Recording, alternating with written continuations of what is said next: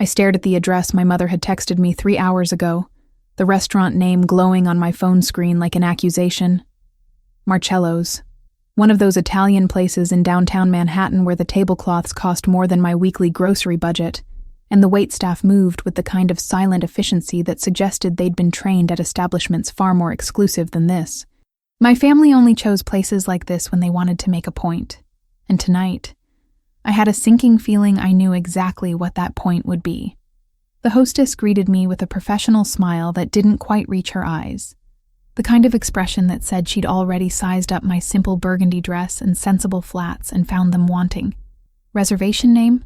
she asked, her tone polite but dismissive. "Harris," I said quietly, hating how small my voice sounded in this space. "I'm meeting my family."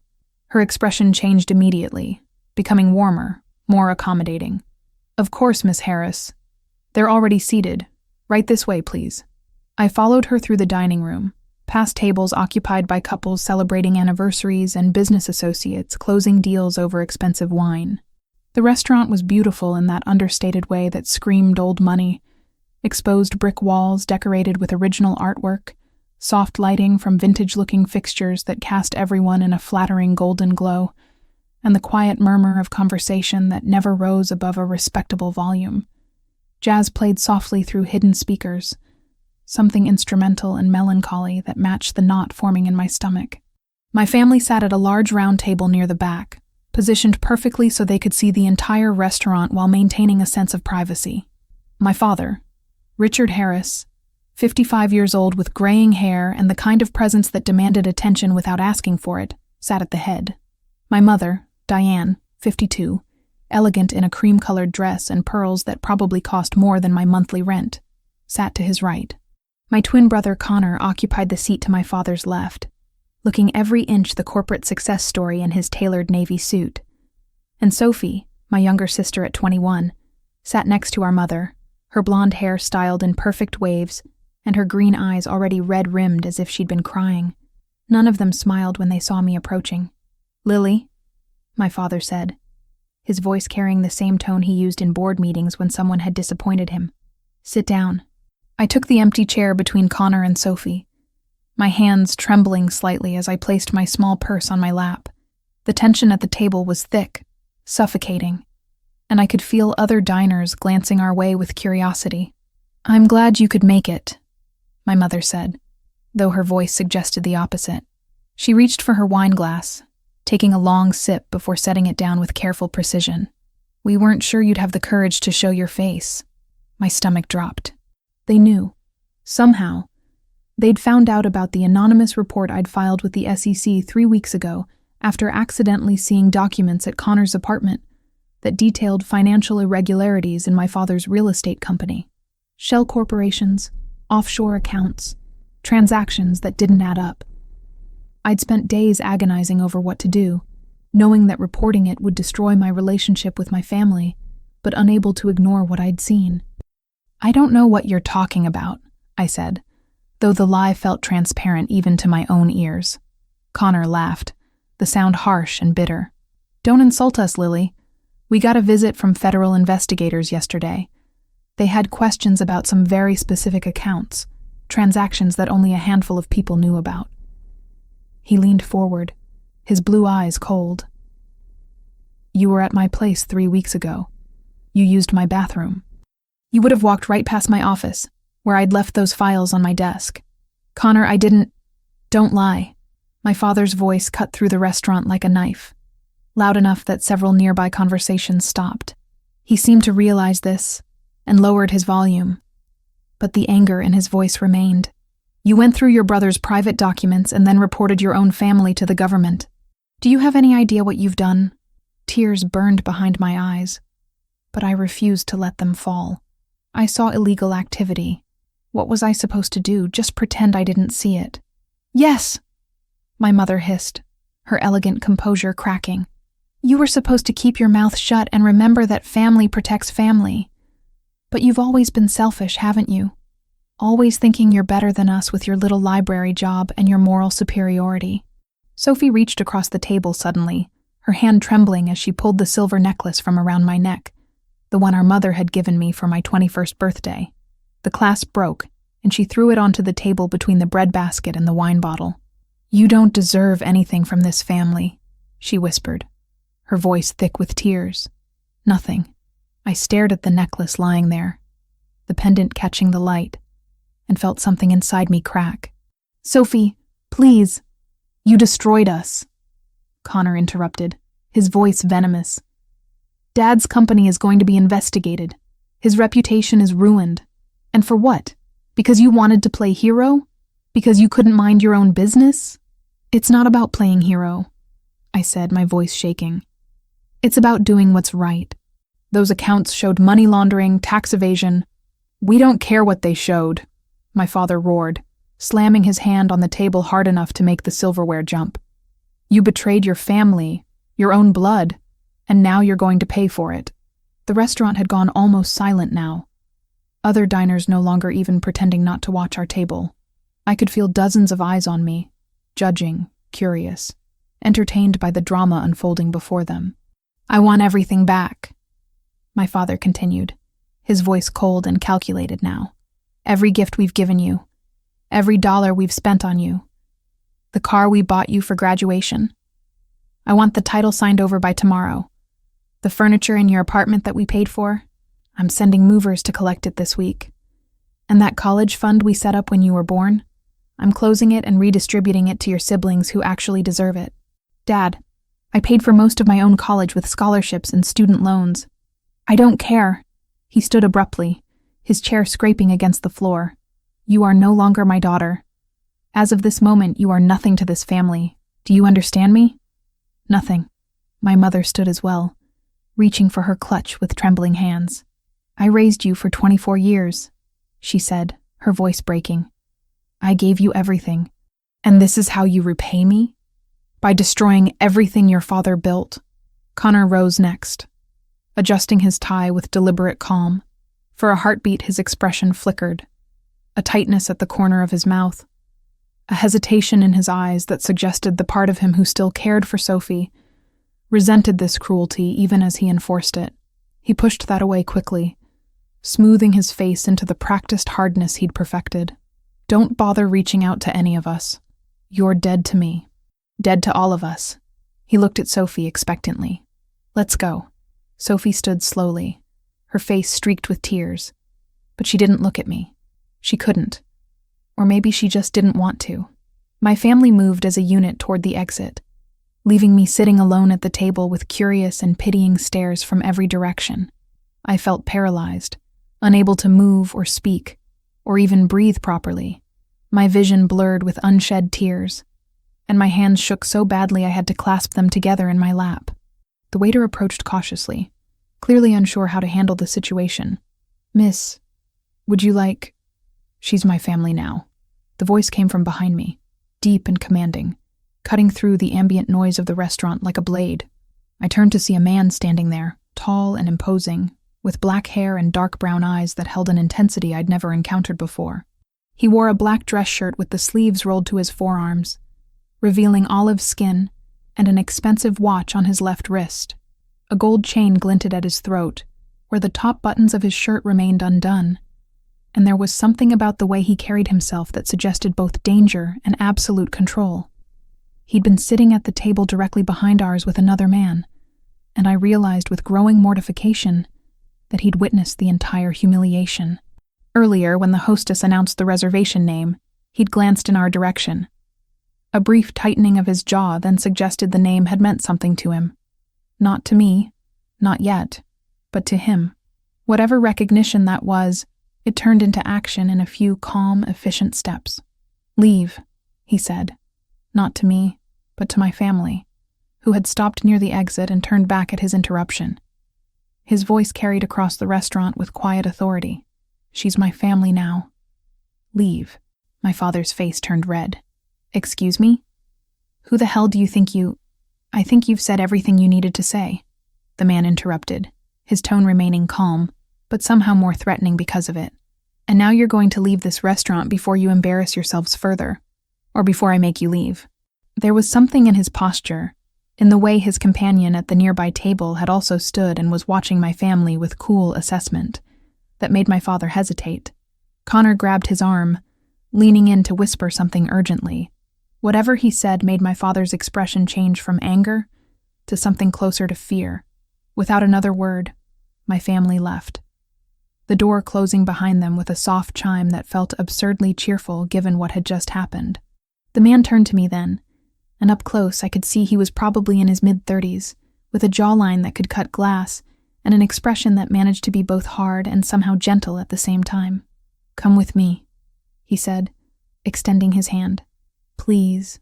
I stared at his hand, at the scars on his knuckles that suggested a history of violence, and felt a moment of pure confusion. Who was this stranger? Why had he intervened? What did he want from me? But then I looked around the restaurant, at all the people still watching me with various expressions of pity and fascination, and I realized I couldn't stay here. I couldn't sit at this table alone, surrounded by the wreckage of my family, while strangers whispered about what they'd just witnessed. I took his hand. His grip was firm but not painful, warm and steady in a way that made me feel anchored when everything else felt like it was spinning out of control. He helped me to my feet, and I grabbed my purse with my free hand, following him toward the exit on legs that felt disconnected from my body. Outside, the rain had started, a steady drizzle that immediately soaked through my dress. The man released my hand long enough to shrug out of his jacket and drape it over my shoulders. It smelled like expensive cologne, and something else. Something masculine and comforting that made my throat tight with emotion I didn't know how to process.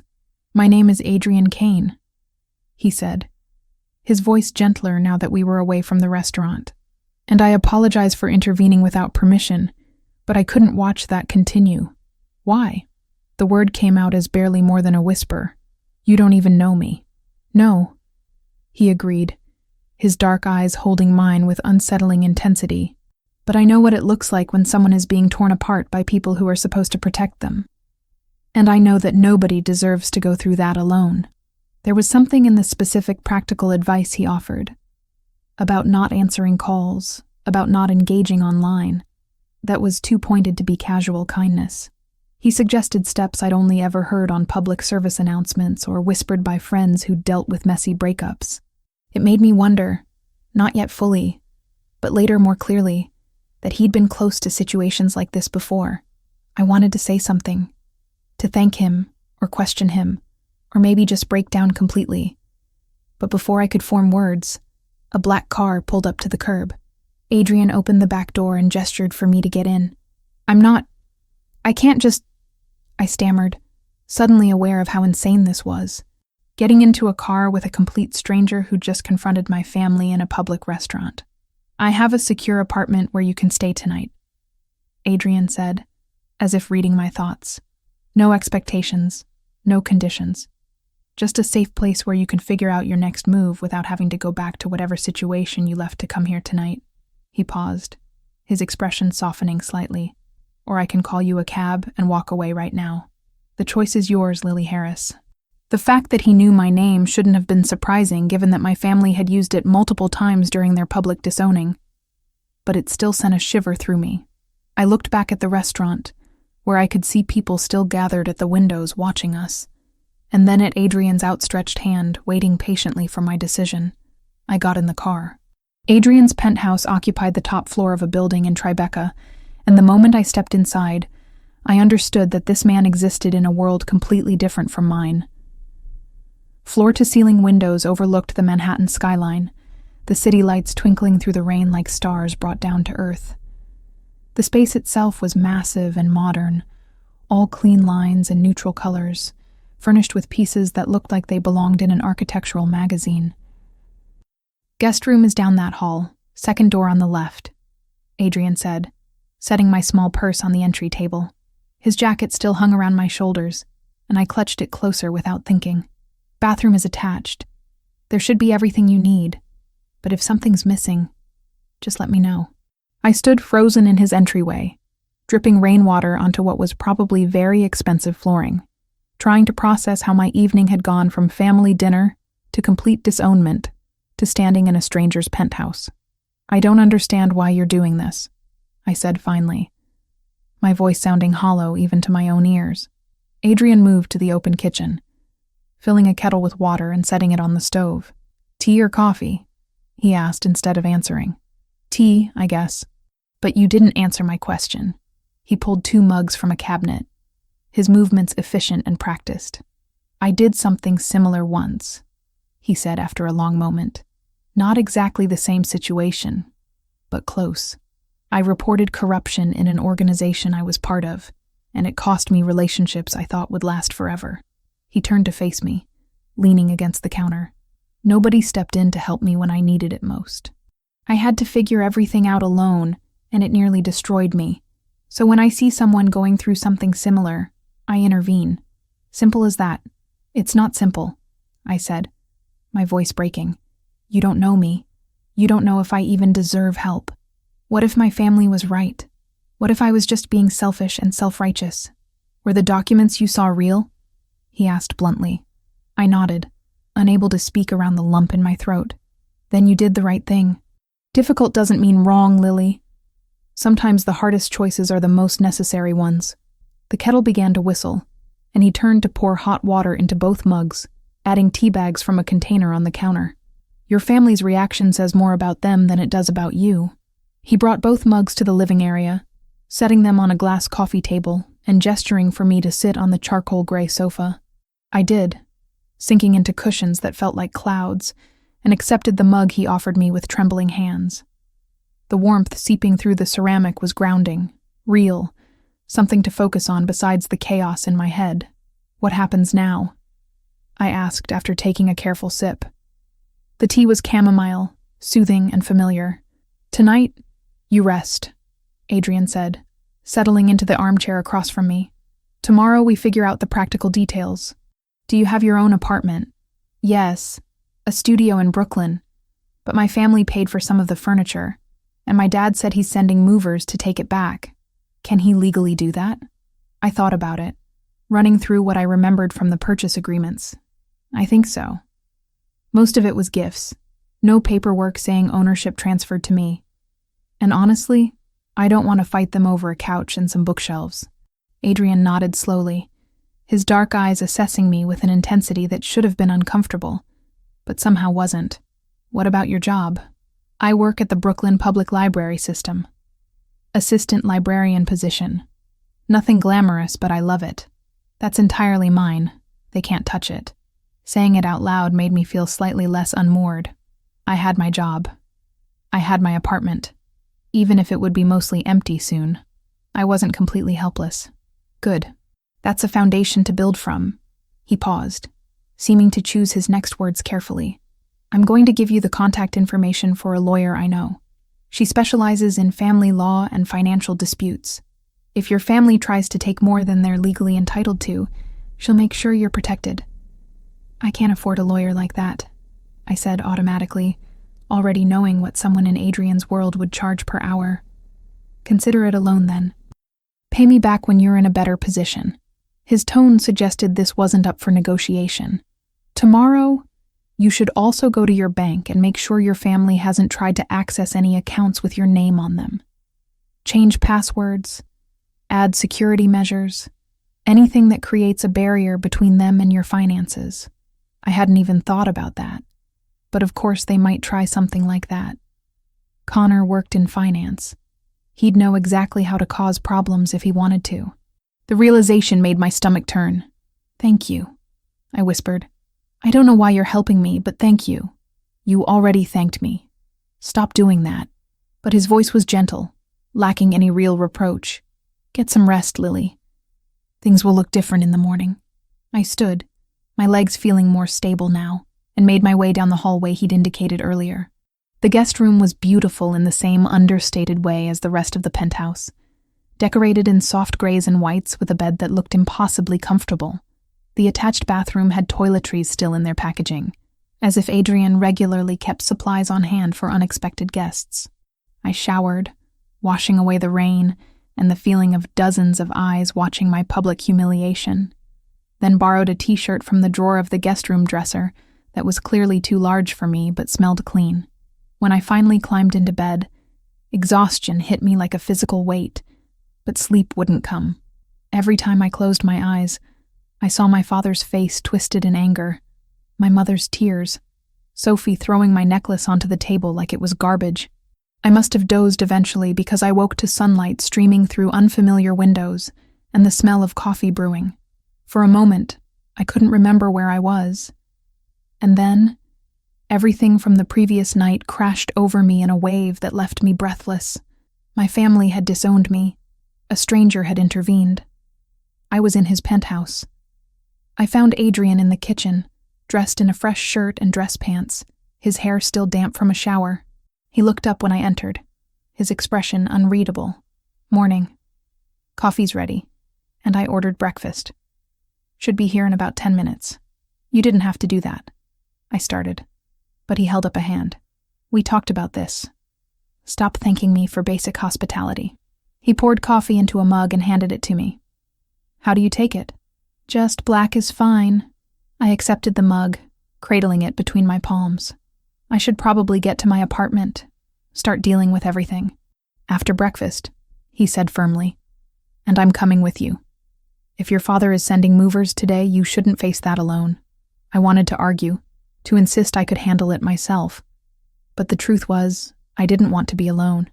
The thought of returning to my apartment and finding it stripped of furniture, of facing physical evidence that my family had cut me out of their lives, made me feel sick. Breakfast arrived shortly after, an absurd amount of food from what I recognized as an expensive cafe nearby. Bagels, fruit, pastries, enough to feed 5 people instead of 2.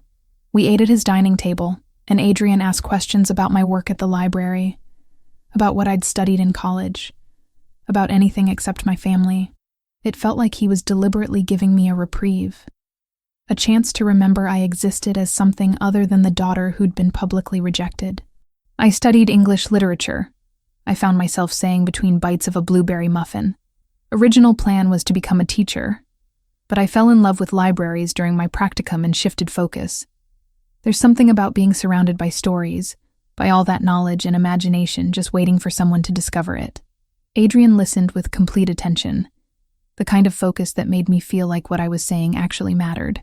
"What's your favorite part of the job?" he asked. "The kids section, honestly. Helping a 7-year-old find the perfect book. Watching their face light up when they realize reading can be an adventure, not just homework. That never gets old." I smiled despite everything, remembering a little girl last week who checked out 5 books about dinosaurs and promised to read them all by the weekend. "You're good at what you do," Adrian said. It wasn't a question. I try to be. I set down my coffee mug, studying him across the table. "What about you? What do you do that allows you to have a penthouse in Tribeca and help random strangers?" His expression shifted, becoming more guarded. "I own several businesses. Real estate, import-export, some investments. Nothing particularly exciting, but it pays well." There was something in the way he said it, some careful vagueness that suggested he was leaving out significant details. But I didn't push. He'd earned the right to his privacy by respecting mine. We took a cab to my apartment in Brooklyn, a 4th-floor walk-up in a building that had seen better decades. When we climbed the stairs and I unlocked my door, I found exactly what I'd feared. My living room stripped bare except for the bookshelf I'd bought myself from IKEA and the floor lamp I'd found at a thrift store. The couch was gone. The coffee table was gone.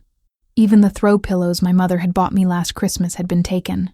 I stood in the doorway, staring at the empty space, and felt tears burn behind my eyes. "They didn't waste any time," I said, my voice flat. Adrian moved past me into the apartment, his expression darkening as he took in the empty room. "Do you have a list of what was here? Photos, receipts, anything documenting what they took?" "Some photos on my phone, probably." "Why?" "Send them to the lawyer I mentioned. Even if they technically owned those items, the way they went about this might constitute harassment." He pulled out his phone, typing quickly. "I'm also going to have some furniture delivered here this week. Basic stuff to replace what they took." "Adrian, no. I can't accept that. You've already done too much." He looked up from his phone, his dark eyes intense. "You can accept it? Or you can sit on the floor until you save up money to replace everything yourself." "Your choice, but I'm ordering it either way." I wanted to argue, wanted to maintain some shred of pride and independence, but looking at my empty apartment, I couldn't find the energy. "Fine," I said quietly, "but I'm paying you back. All of it. However long it takes. Deal." He returned his attention to his phone, and I wandered into my bedroom, relieved to find it mostly untouched. My bed was still there, my dresser, my personal belongings. At least they'd had the decency not to completely ransack my private space. When I returned to the living room, Adrian was standing by the window, looking out at the street below. "You should change your locks," he said without turning around. "If they had a key, assume they made copies before returning it." Another thing I hadn't thought of, another vulnerability I'd left exposed. "I'll call the landlord. I'll have someone here this afternoon to do it." Faster than going through official channels, he finally turned to face me. And there was something in his expression I couldn't quite read. "Lily, I need you to understand that what happened last night wasn't normal family conflict. The public humiliation, the immediate retaliation, the coordinated removal of your belongings. That's calculated cruelty designed to destabilize you." "I know," I whispered. "I've always known my father could be cold, but I didn't think he'd actually go through with disowning me. I thought maybe he'd cool down, we'd talk, find some way forward. Men like your father don't cool down when they feel betrayed. They escalate." Adrian moved closer, his presence somehow both intimidating and comforting. "Promise me you'll be careful. Change your routines. Vary your schedule. Pay attention to who's around you. I don't think they'll do anything violent, but I've been wrong before." The thought that I might need to be afraid of my own family sent ice through my veins. "You really think they'd hurt me? I think your father is facing serious legal consequences because of what you reported, and people in that position don't always think rationally. Better to be cautious than sorry." He was right, of course. I nodded, trying to ignore how surreal this conversation was. 2 days ago, my biggest concern had been whether I'd get approved for a vacation day in December. Now I was discussing security measures and protection from my own family with a man I'd known less than 24 hours. "I should let you get back to your life," I said, suddenly aware that Adrian had spent his entire morning helping me when he certainly had more important things to do. "Thank you for everything. Really, I know I keep saying that, but I don't know how else to express what you've done for me. You don't need to express anything." His voice had gone soft, and when I looked up at him, I found him watching me with an expression I couldn't quite decipher. "I meant what I said at the restaurant. You're not alone in this. Not if you don't want to be." The words hung between us, weighted with implications I wasn't ready to examine. So instead, I just nodded, and Adrian pulled out a business card, writing something on the back before handing it to me. "My personal number.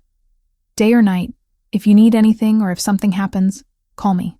Don't hesitate." I took the card, my fingers brushing his briefly, and felt an unexpected jolt at the contact. Up close, I could see flecks of gold in his dark brown eyes and a small scar near his left eyebrow. He was devastatingly attractive in a way that felt almost dangerous, and I realized I'd been so focused on survival that I hadn't let myself acknowledge that fact until now. "I will," I promised, pocketing the card. "And Adrian, why did you really help me?" The truth this time. He was quiet for a long moment, his gaze never leaving mine. "Because when I saw you sitting there, taking blow after blow from people who should have protected you, I saw someone with strength they didn't even know they had. And I wanted to make sure you got the chance to discover it." He stepped back, creating distance between us. "Locksmith will be here at 3. Don't open the door for anyone else." Then he left, and I stood alone in my mostly empty apartment, holding a business card with his number, and wondering what I'd just gotten myself into. 2 weeks had passed since that night at Marcello's, and I'd spent most of that time trying to convince myself that what I felt for Adrian was simple gratitude. Nothing more complicated than appreciation for a stranger who'd stepped in when I needed help most. But sitting across from Vanessa Reed, the sharp-eyed lawyer Adrian had connected me with, signing papers that would officially sever my legal ties to my family's finances, I couldn't stop thinking about him. "This should protect you from any further claims they might try to make," Vanessa said, sliding the final document across her desk for my signature. She was in her early 40s, dressed in a perfectly tailored black suit, and spoke with the kind of efficiency that suggested she didn't waste time on pleasantries. Your father's company is under investigation, but that's separate from your personal situation. You're clean, legally speaking. Thank you, I said, signing my name with hands that barely trembled anymore. 2 weeks ago, I'd been a mess. Now I was just tired. How much do I owe you? Adrian's handling it. She collected the papers, tapping them against her desk to align them. And before you argue, he was very specific that I shouldn't accept payment from you. I wanted to protest, to maintain some independence, but I'd learned that arguing with people in Adrian's orbit was generally futile. Fine, but I'm keeping track. Eventually, I'll pay him back for everything. Vanessa's expression softened slightly, the first crack in her professional demeanor. He doesn't expect that, you know. Adrian helps people because he can, not because he wants something in return. Everyone wants something, I said quietly. Not him. Not like you're thinking. She stood, extending her hand. You're all set, Miss Harris. If your family contacts you or tries anything else, call me immediately. As I left Vanessa's office, she added almost offhand, Your mother tried to reach the firm a few times. There's been some calling and asking questions. It seemed like someone in the house is worried, if that tells you anything. That detail lodged in my chest. If my mother had been trying to contact Vanessa, it suggested cracks I hadn't expected. Maybe they weren't monolithic in their hatred, or maybe guilt was a late visitor. Either way, it complicated the neat story I'd been telling myself about enemies and allies. My phone buzzed in my pocket, and I pulled it out to find a text from Adrian asking if I wanted to grab coffee. We'd fallen into this pattern over the past 2 weeks, meeting every few days for coffee or lunch, conversations that felt both comfortable and charged with something I didn't want to name. I texted back a yes and headed toward the cafe he'd suggested, a small place in the West Village that served overpriced lattes and had Wi-Fi slow enough to discourage people from camping out with laptops. When I arrived, Adrian was already there, sitting at a corner table with 2 cups in front of him. He'd somehow remembered that I took my coffee black, no sugar, and the fact that he'd noticed such a small detail made something warm bloom in my chest. How'd it go with Vanessa? He asked as I slid into the seat across from him. Everything's signed. I'm officially no longer financially connected to the Harris family empire. I took a sip of coffee, letting the bitter warmth ground me. Thank you for arranging that. And for paying for it, even though I told you not to. You're welcome. His dark eyes studied me with that intense focus I'd grown accustomed to. How are you feeling about it? Relieved, mostly. A little sad, which is stupid because they made their choice very clear. I wrapped both hands around the cup, staring down at the dark liquid. I keep thinking I should feel worse than I do. Shouldn't I be devastated? Shouldn't I be falling apart? You did fall apart. 2 weeks ago, you were barely functional. Now you're rebuilding, which is what you're supposed to do. Adrian leaned forward slightly, his voice dropping. Give yourself credit for that, Lily. You're stronger than you think. I looked up at him, at the way the afternoon light caught the angles of his face, and felt my carefully constructed walls begin to crack. Over the past 2 weeks, I'd learned things about Adrian Kane, that he took his coffee with too much sugar, that he read philosophy books for fun and could quote Nietzsche from memory, that he had a younger brother he was protective of, and a business empire he'd built from nothing after burning bridges with his own family. But I still didn't know why he made my pulse race every time he looked at me like this, with complete attention and something that felt dangerously close to admiration. Can I ask you something? I said, my voice shakier than I intended. And I need you to be honest with me. Always. Why do you keep helping me? And don't say it's because you went through something similar or because you can. There has to be more to it than that. Adrian was quiet for a long moment, his fingers drumming against his cup in a rare display of uncertainty. You want the truth? I saw something in you that night at the restaurant.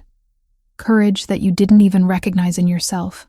And I wanted to be around to watch you figure out just how strong you actually are. He paused, his gaze holding mine. That's the truth. Take it however you want. My breath caught, and I realized I'd been leaning forward without meaning to, drawn in by his words and his presence, and the tension that always seemed to exist between us. But before I could respond, my phone buzzed with an incoming call. Connor's name flashed on the screen and my stomach dropped. "Don't answer it," Adrian said immediately. "I have to. What if something happened to Sophie?" I accepted the call, raising the phone to my ear with a trembling hand. "Hello? Lily." Connor's voice was tight, controlled in a way that meant he was furious but trying not to show it. "We need to talk. In person." "No, we don't. Vanessa told you that all contact should go through her. This isn't about the legal stuff. This is about Sophie. She's been asking about you, and Mom's worried she's going to do something stupid like try to contact you behind everyone's back." He paused, and I could hear traffic in the background. "Meet me. One conversation. That's all I'm asking." Every instinct screamed that this was a bad idea. But the mention of Sophie made me hesitate. My younger sister had been silent since that night, not reaching out or responding to the single text I'd sent her apologizing for the fallout. The thought that she might be in trouble, that my one message might be the only lifeline she had, pushed aside the fear. Guilt is a powerful, stupid thing, and it was why I agreed. If Sophie truly needed me, I owed her at least that. "Fine. Where?" "That bookstore you used to drag me to when we were kids. The one in Park Slope. Tomorrow at 2. He hung up before I could agree or refuse. I set my phone down, aware that Adrian was watching me with an expression that suggested he'd heard enough of the conversation to know what had just happened. "You're not going alone," he said flatly. "Connor won't talk if you're there. He'll know you're the guy from the restaurant. Then I'll wait outside, close by, where I can get to you in 30 seconds if something goes wrong." His tone left no room for argument. "Lily, I don't trust your brother. The way they went after you was calculated, and this feels like another move in whatever game they're playing. What if he's telling the truth about Sophie? What if she really does want to talk to me? Then she can reach out herself instead of using your brother as an intermediary." Adrian leaned back in his chair, his jaw tight. "But I know you're going to do this regardless of what I say, so I'm not going to waste energy arguing. I'm just going to make sure you're safe while you do it." The fact that he understood me well enough to know I'd already made up my mind should have been alarming. Instead, it felt like being seen in a way I'd never experienced before, like he could read all the parts of me I tried to keep hidden. "Thank you," I said quietly. "Stop thanking me."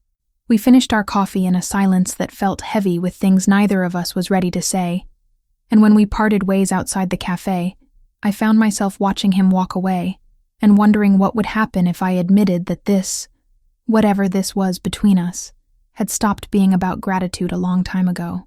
The next afternoon, I stood outside the bookstore in Park Slope, my heart hammering against my ribs. Adrian was across the street, leaning against a building with his phone out, but his attention clearly on me. The bookstore itself was a narrow space crammed with shelves that reached the ceiling, the kind of place where you could get lost for hours and come out with a stack of books you didn't know you needed. Connor and I had spent countless afternoons here as kids, back when we'd actually been close, before college, and careers and family loyalty had driven wedges between us. Connor arrived exactly at 2, looking every inch the successful finance professional in his dark suit and Italian leather shoes. His expression was carefully neutral as he approached, but I could see the tension in his shoulders. "Thanks for coming," he said, gesturing toward the door. "Let's talk inside." We entered the bookstore, the familiar smell of old paper and coffee from the cafe in the back washing over me. Connor led us to a corner near the poetry section, where we were unlikely to be overheard. "Sophie's been a mess since that night," he said without preamble. "She cries constantly, barely eats. Mom's worried she's going to have some kind of breakdown. Then maybe you all shouldn't have forced her to participate in publicly humiliating me." I shot back, surprised by the anger in my own voice. "We didn't force her. She made her own choice. She's 21 and completely dependent on Mom and Dad for everything. What choice did she really have?" I crossed my arms, trying to create some barrier between us. "What do you want, Connor? Because I don't believe for a second that you asked me here out of concern for Sophie's mental health." His expression hardened. "Fine. You want me to be direct? Drop the investigation. Tell the SEC you made a mistake, that you misunderstood what you saw. Do whatever you have to do to make this go away. I stared at him, unable to believe what I was hearing. You want me to commit perjury and obstruction of justice. I want you to fix what you broke. Dad's company is hemorrhaging clients. The investigation is destroying his reputation. Our family is falling apart because you decided to play hero. Your family is falling apart because he committed crimes, I said, my voice rising despite my best efforts to stay calm. Multiple felonies, Connor. Money laundering, tax evasion, fraud. Did you really not know, or did you just not care? I knew enough. The admission hung between us like a grenade, but I also knew that staying quiet meant protecting the people I love. You chose strangers over family, and now you want to act like you're the victim. I am the victim. You all disowned me, took my belongings, cut me off completely because I did the right thing. You destroyed us because you thought you were morally superior. Connor stepped closer, his voice dropping to a harsh whisper. And now you're shacking up with some criminal who intervened at the restaurant because what? He felt sorry for you? You think Adrian Kane is helping you out of the goodness of his heart? The mention of Adrian's name made my blood run cold. What are you talking about? I looked into him after that night. Adrian Kane has connections to people our father does business with. Very dangerous people. He's not some white knight, Lily. He's using you to get information about Dad's operation. That's not true. But even as I said it, doubt crept in. How much did I really know about Adrian? He'd been vague about his businesses, careful about what he shared. What if Connor was right? What if this whole thing had been some elaborate setup? Isn't it? Think about it. Random stranger intervenes in a public confrontation, offers you a place to stay, pays for your lawyer, becomes your friend. And meanwhile, the investigation into Dad's company is moving faster than it should, like someone's feeding them information. Connor's eyes were hard. He's playing you, and you're too grateful to see it. I wanted to argue, to defend Adrian, but the words stuck in my throat. Because Connor had a point, even if I didn't want to admit it. Why had Adrian helped me? What did he actually get out of this arrangement? The answers I'd accepted before, about him seeing strength in me and wanting to help, suddenly felt naive and insufficient. I need to go, I said, backing away toward the door. Lily, wait. For the first time, Connor's voice carried something other than anger. I'm not trying to hurt you. I'm trying to protect you from making another mistake. That guy is dangerous, and if you keep trusting him, you're going to end up worse off than you already are. I didn't respond, just pushed through the door and out onto the street where Adrian was already moving toward me, his expression dark with concern. What happened? He asked immediately. Take me home, I said, my voice flat. My home, not yours. I saw the hurt flash across his face before he could hide it, but he just nodded and flagged down a cab. The ride to Brooklyn was silent, the tension between us thick and suffocating. When we pulled up to my building, I got out without looking at him, but his voice stopped me before I could close the door. Whatever he said to you, at least give me a chance to respond to it. I turned back, seeing him clearly for the first time in weeks. The expensive clothes, the controlled demeanor, the way he'd inserted himself into my life with such perfect timing. Who are you really, Adrian? And don't give me some vague answer about business investments. I want the truth. He was quiet for a long moment, his jaw working like he was debating how much to reveal. Finally, he said, "Come to my place tomorrow. I'll tell you everything, and then you can decide if you want me in your life or not. But not here. Not like this. Why not here? Because what I need to tell you isn't a conversation for a street corner in Brooklyn." His eyes held mine, and I saw something in them I hadn't seen before. Vulnerability, maybe. Or fear. Please, Lily, give me until tomorrow. I should have said no. Should have demanded answers right then. Should have protected myself from whatever revelation was coming.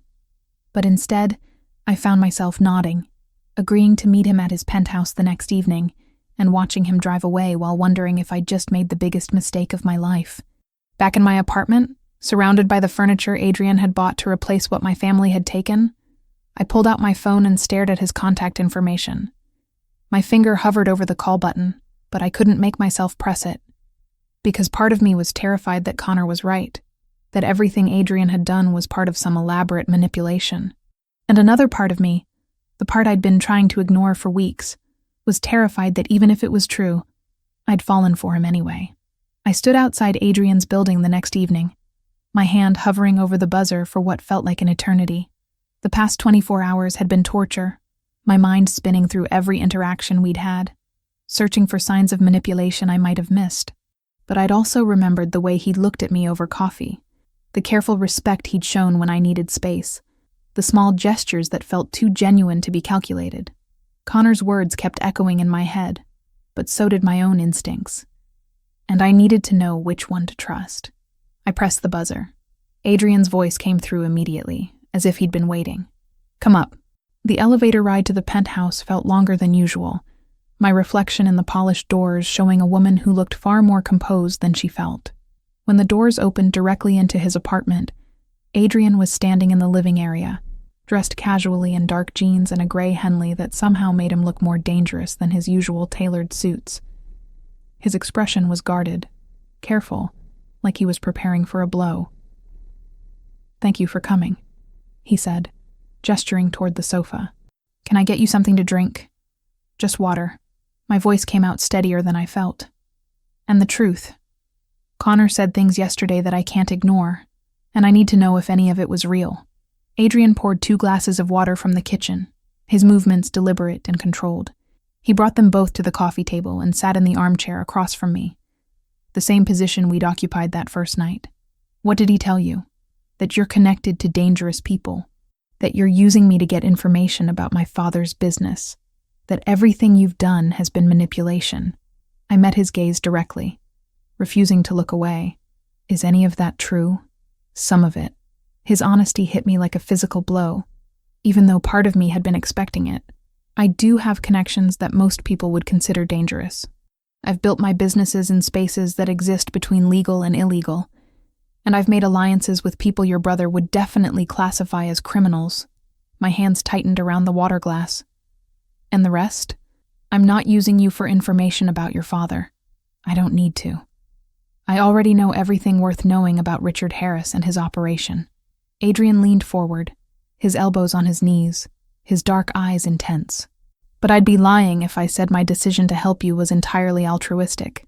When I saw what was happening at that restaurant, I recognized an opportunity. An opportunity for what? To do something right." His voice softened, losing some of its hard edge. "I told you I reported corruption once and lost everything because of it. What I didn't tell you is that I rebuilt my life by compromising every principle I'd once held. I made money through methods I'm not proud of. I formed relationships with people I would have arrested in my previous life. And somewhere along the way, I convinced myself that was just how the world worked." He stood abruptly, moving to the window overlooking the city. "Then I saw you, sitting at that table, taking punishment for doing exactly what I'd done years ago.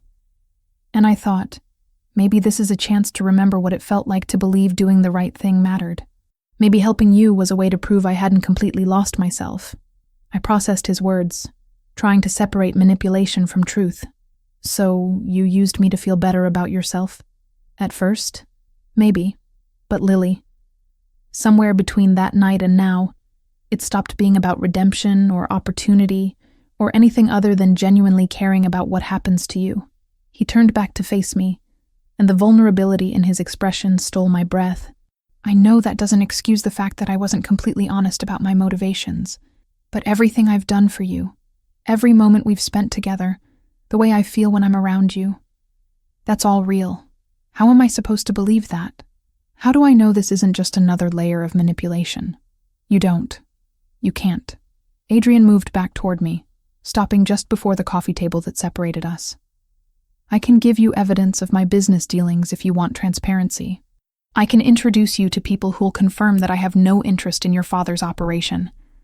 But ultimately, you're going to have to decide whether you trust me or not. And I'll understand if you can't."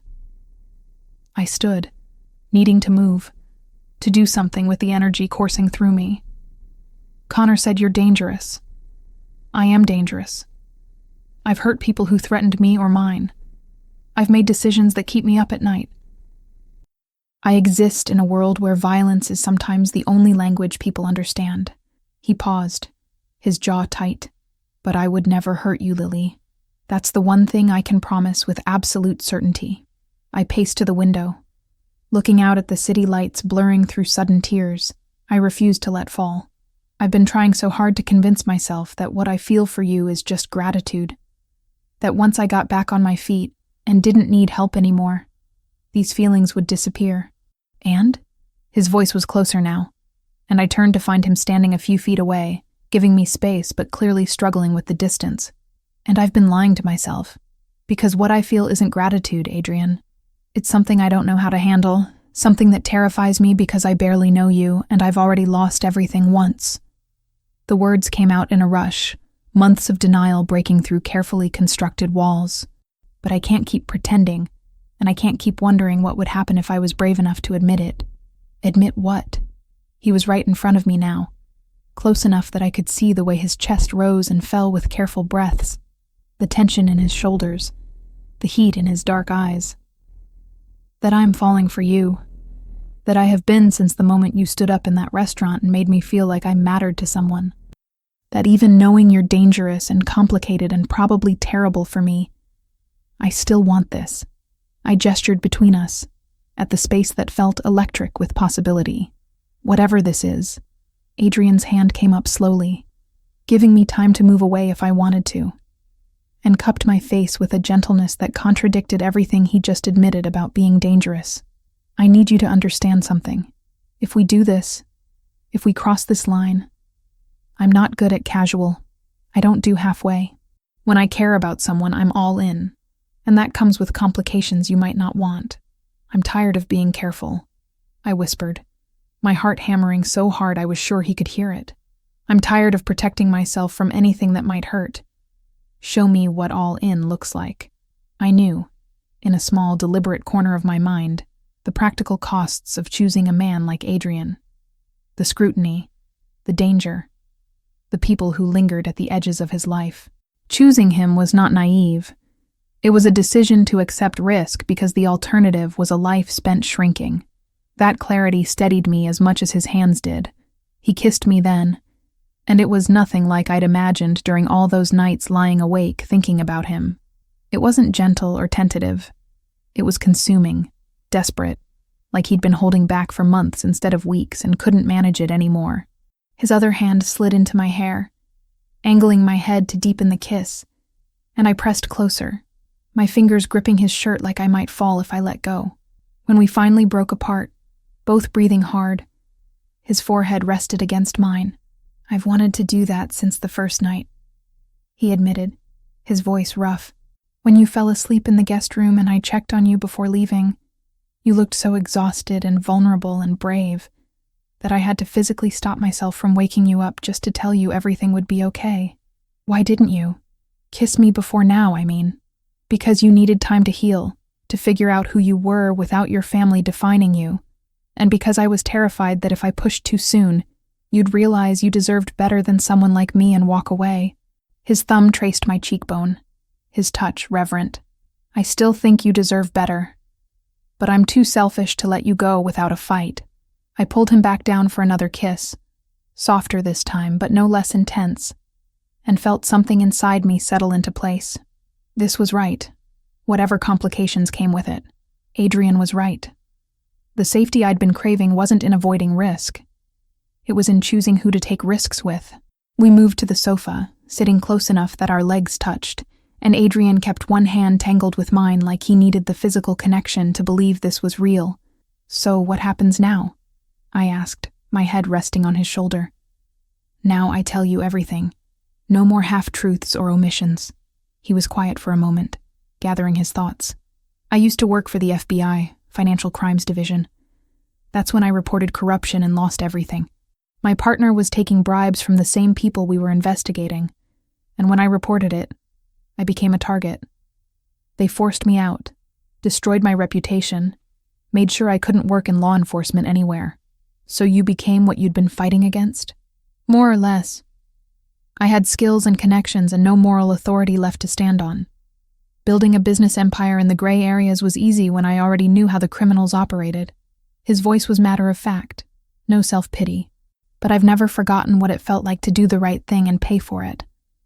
When I saw you going through something similar, I couldn't walk away. And your connections to my father's business? I know the people he launders money for. I've done business with some of them, but I'm not involved in his operation, and I haven't shared anything about you with anyone. Your brother was fishing, trying to scare you away from me. Adrian's hand tightened on mine. The truth is, most people in my world see me as unpredictable, because I still have lines I won't cross. Helping you was crossing a different kind of line, one that made me vulnerable in ways I'd been avoiding for years. I lifted my head to look at him. What kind of line? The kind where I admit I need someone, where I let myself care about something other than survival and profit. His dark eyes held mine. You make me want to be better than I am, Lily. That's terrifying and exhilarating and completely outside my experience. I don't want you to be better. I just want you to be honest. I leaned in, pressing a soft kiss to his jaw. And maybe be okay with the fact that I'm going to make you dinner sometimes and bore you with library stories and probably cry when things get overwhelming. I would never be bored by your library stories. His voice carried a hint of amusement. And I'm excellent at handling overwhelming situations. It's kind of my specialty. We talked through the night, trading histories and secrets and careful promises about what we wanted this relationship to look like. Adrian told me about his younger brother Ethan, who ran a legitimate nonprofit and pretended not to know where the funding came from. I told him about my childhood with Connor and Sophie, about the moments when we'd been close before family loyalty and moral compromises had driven us apart. Somewhere around 3 a.m, I fell asleep on his sofa with my head in his lap, and when I woke a few hours later, he was still there, one hand resting protectively on my shoulder while he read something on his phone with the other. The early morning light filtering through the windows caught the angles of his face, and I had the sudden certainty that this was what I'd been looking for without knowing it. Not safety in the traditional sense, but someone who saw all my broken pieces and sharp edges and wanted me anyway. "Morning," he said softly, noticing I was awake. "Sleep okay?" "Better than I have in months." I sat up, stretching muscles that protested being confined to a sofa all night. "What time is it?" "Almost 7. I need to head to a meeting in an hour, but I can cancel if you want company today." "Don't cancel. I should probably get to work anyway." The library felt like a lifetime ago, but I'd been picking up shifts again, slowly rebuilding my routine. "But Adrian, can we do this again? The talking and the honesty and maybe more of the kissing part?" His grin was genuine, transforming his usually serious face into something younger and lighter. "I think that can be arranged." He pulled me close, pressing a kiss to my forehead. "And Lily, thank you for giving me a chance after everything. I know it wasn't easy. It was terrifying," I admitted, "but the good things usually are." I left his penthouse that morning feeling lighter than I had in weeks, like a weight I hadn't known I was carrying had finally lifted. Connor had been wrong about Adrian's motivations, or at least wrong about what mattered. Yes, Adrian was dangerous and complicated, and came with a history I was still trying to fully understand. But he was also honest now, genuinely caring, and somehow exactly what I needed, even though he was nothing like what I'd thought I wanted. My phone buzzed as I walked toward the subway, and I pulled it out to find a text from an unknown number. When I opened it, my breath caught. It was from Sophie, my younger sister, the first contact she'd made since that night at Marcello's. The message was simple. "Can we talk? Just us. I'm sorry for everything. Please." I stared at the text for a long moment, then typed back a response. "Coffee tomorrow? I'll send you a place." Her reply came immediately. "Yes, thank you." Walking down into the subway station, I realized something fundamental had shifted. I was no longer the woman who'd sat at that table taking blow after blow from her family without fighting back. I was someone who'd survived, who'd found unexpected love in the aftermath of loss, and who was finally ready to start deciding what her life would look like going forward. And whatever came next, I knew I wouldn't be facing it alone. 6 months had passed since that morning when Sophie first reached out, and my life had transformed in ways I never could have anticipated.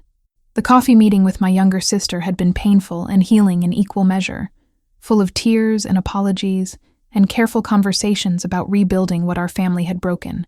She'd moved out of our parents' house 3 months ago, finally finding the courage to stand on her own, And now we met for brunch every Sunday at a small cafe in the East Village that made the best pancakes in Manhattan. My relationship with Adrian had deepened into something solid and real, the kind of partnership I'd never known was possible. He'd kept his promise about honesty, showing me both the legitimate and questionable aspects of his business empire, trusting me with information that could destroy him if I chose to use it. I'd chosen instead to love him, complications and all, and discovered that the right person made even dangerous choices feel worthwhile. The library had promoted me to a senior position, recognizing the organizational skills I'd developed while rebuilding my entire life from scratch. I'd found an apartment I actually loved, a one-bedroom in Carroll Gardens with exposed brick and windows that let in morning light, paid for entirely with my own money. Financial independence had never felt so sweet, but today was special for reasons that had nothing to do with career advancement or personal growth. Today marked exactly 1 year since that dinner at Marcello's, and Adrian had insisted on taking me somewhere he promised would be meaningful. When the car pulled up to the restaurant where everything had started, my stomach dropped. "Adrian, I don't think—" "Trust me," he said gently, helping me out of the car. "I know it seems cruel, but there's a reason we're here." The hostess recognized us immediately, though whether from that night or from Adrian's obvious wealth, I couldn't tell. She led us through the dining room to a table near the back, and I realized with a jolt that it was the same table where my family had sat a year ago, the same spot where my life had fallen apart, and somehow, impossibly, begun again. "Why here?" I asked as we sat down, my hands trembling slightly despite my best efforts to stay calm. "Why bring me back to this place?" "Because you need to see how far you've come." Adrian reached across the table, taking my hand in his. "A year ago, you sat at this table and let people who were supposed to love you tear you apart. You believed you deserved it, that maybe you'd made a terrible mistake by doing the right thing. I remember." My voice was barely above a whisper. "And now look at you. You've built a life on your own terms. You've reconnected with your sister. You've succeeded at your job and found happiness despite everything they tried to take from you." His dark eyes held mine with that intensity I'd grown to crave. "This place doesn't have power over you anymore, Lily. You took what happened here and transformed it into strength." Tears burned behind my eyes, but they weren't sad tears. He was right. Sitting here now, with Adrian across from me and a year of growth behind me, I felt nothing but pride for the woman I'd become. The scared, broken person who'd accepted her family's judgment was gone, replaced by someone who knew her own worth. "Thank you," I said quietly, "for seeing that when I couldn't see it myself." The waiter appeared with menus, and we ordered wine and pasta, falling into the comfortable conversation that had become our normal. Adrian told me about a real estate deal he'd closed that morning, one that was completely legitimate and made him smile with genuine satisfaction. I shared a story about a teenager at the library who'd asked for help finding books about strong female characters and left with an armful of recommendations. We were halfway through our meal when I noticed movement near the entrance, and my breath caught. My mother stood there in an elegant black dress, her expression uncertain as she scanned the restaurant.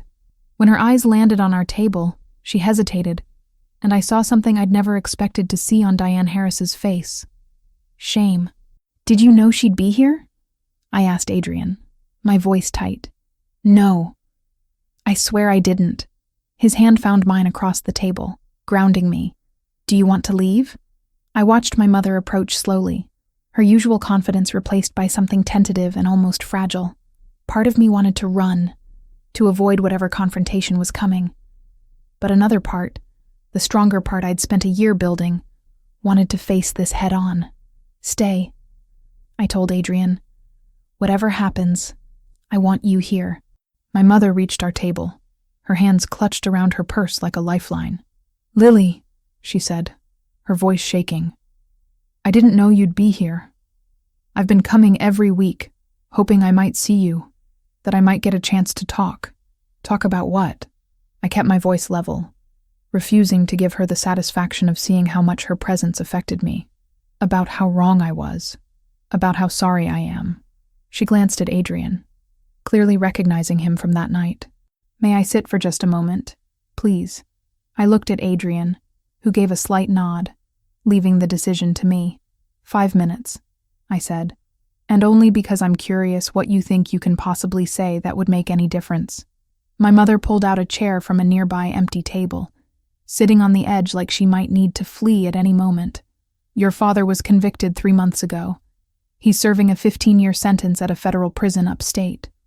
She took a shaky breath. Connor's been called as a witness in a related case. The company is bankrupt. Everything we built, everything we thought defined us, it's all gone. And you want me to feel sorry for you? The words came out harsher than I intended, but I couldn't find it in myself to soften them. No, I want you to know that you were right. About all of it. The corruption, the lies, the way we prioritized money and reputation over basic human decency. Tears slipped down her cheeks, ruining her perfect makeup. I want you to know that I wake up every morning regretting what I said to you that night. How I threw away my relationship with my daughter, because I was too proud and too afraid to admit that your father had built our entire life on criminal activity. I stared at her, this woman who'd raised me and then disowned me, and felt nothing but exhausted pity. Why are you telling me this now? Because Sophie talks about you constantly. About your brunches and your conversations and how you've helped her find her own apartment and independence. And I realize that you're building a real family, the kind based on honesty and support, while I'm sitting alone in a house I can barely afford, wondering where everything went wrong. She reached across the table like she might touch my hand, then thought better of it. I'm not asking for forgiveness. I know I don't deserve that. I just needed you to know that I see now what I couldn't see then. You were brave, and I was a coward. Adrian's hand squeezed mine under the table, a silent reminder that I didn't have to respond with anything other than honesty. I took a moment to gather my thoughts, looking at this woman who'd once had so much power over me, and realizing she had none anymore. I forgive you, I said finally, and watched shock flash across her face. Not because you've earned it, or because I think we're going to have some tearful reconciliation. I forgive you, because holding on to anger has been exhausting, and I'm done letting what you did define how I move forward. Lily, but forgiving you doesn't mean I want you in my life. You made your choice a year ago, when you threw my necklace on a table and told me I was nothing to this family. I've built something better without you. Something real and honest and good. And I'm not interested in risking that by letting you back in. I stood, Adrian rising smoothly beside me. I hope you find whatever you're looking for, Mom. I really do. But you're not going to find it with me. My mother's face crumpled, fresh tears streaming down her cheeks. But I felt nothing but relief as I walked away. Adrian's arm came around my waist, steady and supportive, and we left the restaurant together without looking back. Outside, the evening air was cool and crisp, autumn settling over the city with the promise of change. Are you okay? Adrian asked, his voice gentle. I'm better than okay. I'm free. I turned to face him, taking in the man who'd somehow become my entire world. A year ago, her rejection destroyed me. Now it's just sad and distant, like something that happened to someone else. You've grown into someone remarkable. His hand cupped my face, thumb brushing across my cheekbone. And I know I tell you this constantly, but I need to say it again. I love you, Lily Harris. Not despite your complications or your history, but because of who you became in spite of it all. I love you too. The words came easily now, no longer scary or uncertain. You saved me that night. But more than that, you gave me space to save myself. Adrian's expression shifted, becoming more serious. Speaking of space and saving, I have something I want to show you. Another reason we came here tonight. He pulled out his phone, opening up a series of documents and photos. Remember how I told you I wanted to do something meaningful with the legitimate side of my business? I've been working on establishing a foundation that helps people who report corruption, provides them with legal support, financial assistance, housing if they need it. Everything you needed a year ago but had to cobble together through luck and my intervention. I stared at the documents, at the mission statement that could have been written about my exact situation. Adrian, this is incredible. I want you to run it. He watched my face carefully. I know you love the library, and I'm not asking you to give that up completely. But this foundation needs someone who understands what it's like to lose everything for doing the right thing. Someone who knows how to rebuild from nothing. And I can't think of anyone better qualified than you. I don't have experience running a foundation. You have experience surviving the thing this foundation exists to address. That's more valuable than any business degree. He took my hands in his. I'm not asking for an answer tonight. Think about it. Talk to Sophie about it. Take whatever time you need. But Lily, you could help people the way I tried to help you. You could be the person for them that you needed a year ago. The idea settled over me like possibility crystallizing into purpose. He was right. I knew exactly what people in my situation needed because I'd lived it, struggled through it, emerged on the other side stronger for it. Can I ask you something? I said. Anything. Is this your way of proposing that we build something together?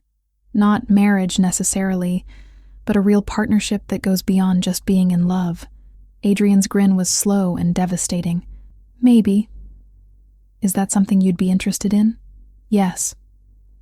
I didn't hesitate, didn't second guess. Yes to the foundation. Yes to building something meaningful together. Yes to whatever comes next as long as we face it as a team. He kissed me then, right there on the street outside the restaurant where we'd first met. And I felt the last piece of my old life finally let go. When we broke apart, I saw Sophie walking toward us, her blonde hair catching the streetlight, and a smile on her face that matched my own. Sorry I'm late, she said, slightly out of breath. The subway was a disaster. Did I miss the big moment? You knew about this? I asked, looking between her and Adrian. He called me last week to make sure you'd be open to the idea. Sophie pulled me into a hug, her voice dropping to a whisper. I told him you'd been looking for purpose beyond just surviving, that you'd been talking about wanting to help people but didn't know how. This is perfect for you, Lily. You know that, right? I did know. Standing there with Adrian and Sophie, the chosen family I'd built from the wreckage of the one I'd lost, I knew with absolute certainty that this was exactly where I was supposed to be. Not defined by my parents' crimes, or my family's rejection, but by the choices I'd made and the strength I'd discovered when everything else had fallen away. So, what do we do now? I asked, looking at both of them. Now we celebrate, Adrian said, gesturing toward a different restaurant across the street, one that held no painful memories. Dinner with family, the real kind, based on choice and honesty and love. Sophie looped her arm through mine. And then we start planning. The foundation needs a name, a mission statement that's personal but professional, office space, hiring plans. This is going to be amazing, Lily. You're going to help so many people. As we walked together toward the restaurant, I glanced back one last time at Marcello's, at the place where the worst night of my life had somehow transformed into the catalyst for the best year. My mother was probably still inside, processing our conversation and her losses. My father was in prison, paying for his crimes. Connor was facing his own legal battles, consequences of choices he'd made long before I'd ever reported anything. And me, I was walking toward a future I'd built with my own hands, surrounded by people who loved me not because they had to, but because they chose to. The woman who'd sat at that table a year ago, accepting punishment for doing the right thing, was gone. In her place was someone stronger, braver, ready to take the pain she'd experienced and transform it into purpose. Adrian caught my hand as we reached the door of the new restaurant, bringing it to his lips for a gentle kiss. No more looking back, he said softly. Only forward from here. Only forward, I agreed, and walked inside to begin the next chapter of a story I was finally writing for myself.